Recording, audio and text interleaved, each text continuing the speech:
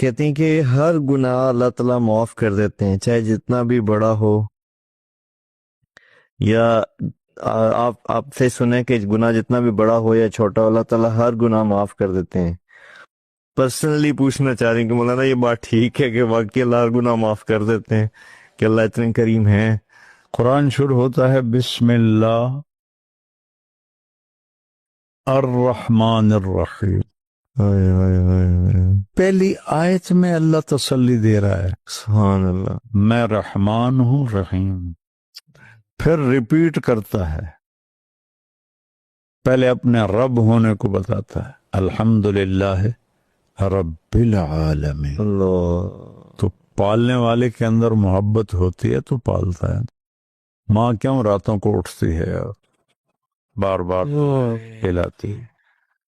تو رب ہونا محبت، پھر الرحمن الرحیم، پھر اللہ کے 99 نام ہیں جو ہمیں اللہ کے ویسے تو اللہ کے ناموں کی کوئی انتہا نہیں، ہمارے نبی نے ایک مجلس میں 99 نام گنے، ترمذی میں ہیں، ابن ماجہ میں بھی ہیں، اس میں صرف ایک نام ہے غصے والا، صرف ایک، المنتقم، بس باقی کسی نام میں اللہ کے غضب کا کوئی اظہار نہیں۔ تو یہ بتانا بھی ضروری تھا کہ مجرمین کو کون پکڑے گا، لیکن اس منتقم کو میرے نبی لائے کیسے ہیں؟ یہ کیا کمال ہے! یہ ایک دن پڑھتے پڑھتے میری بات سمجھ میں آئی، میں نے کسی کتاب میں نہیں پڑھا۔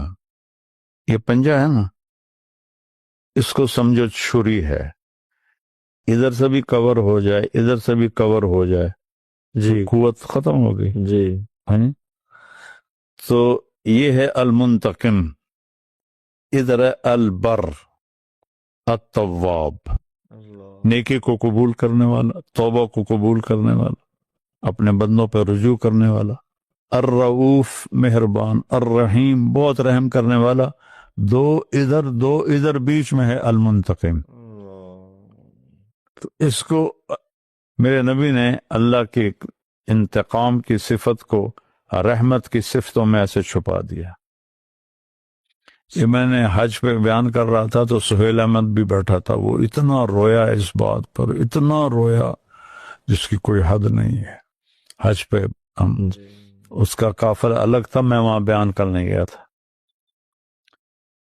پھر عرش کے اوپر اللہ نے ایک تختی ہے، اس پر لکھا ہے سبقت رحمتی غضبی، میری رحمت میرے غصے سے آگے ہے۔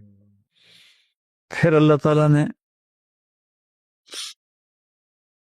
فرمایا کہ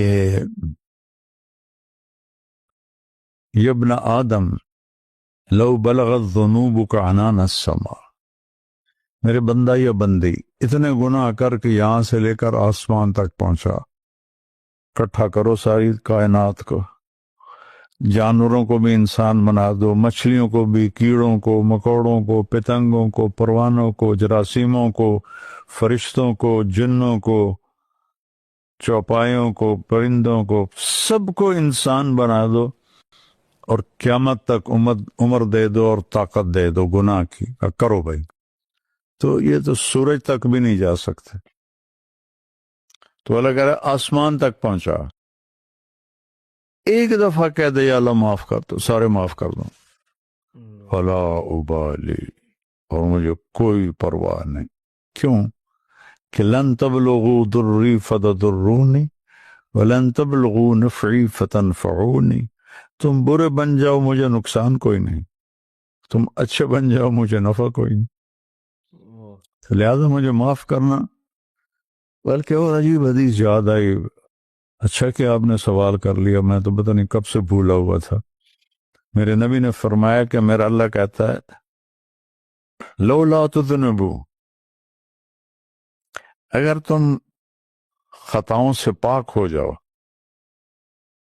لذهب اللہ بکم، اللہ تمہیں اٹھا دے گا، اپنے پاس بلا لے گا، ویاتی بقوم، اور ایک قوم پیدا کرے گا جو یذنبون ویبکون ویستغفرون فیغفر لهم، جو اگر خطائیں کریں گے پھر اللہ کے سامنے روئیں گے پھر اللہ ان کو معاف کرے گا. اگر تم گناہ نہ کرو اللہ تمہیں موت دے دے گا, جنت میں رہے.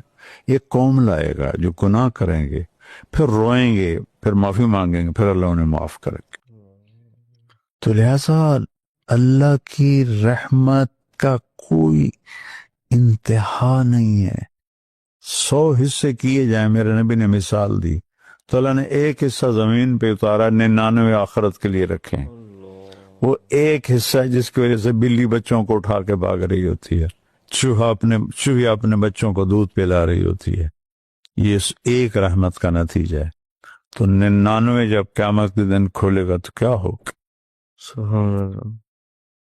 اس لیے میں کہتا ہوں کہ معاملہ بہت آسان ہے کیونکہ اللہ سے ہے معاملہ.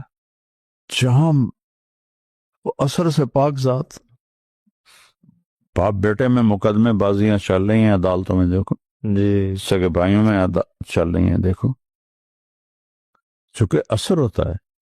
تو میرا اللہ اثر سے پاک ہے.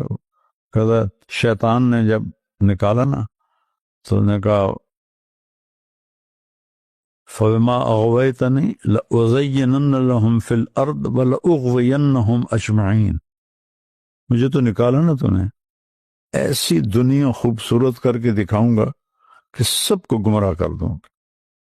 تو اللہ تعالیٰ نے فرمایا کہ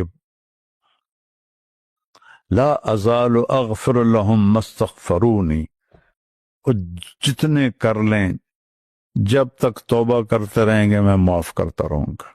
اللہ ہمیں تو اپنے رب کا پتہ ہی کوئی نہیں ہے, خیر. کتنا کریم ہے.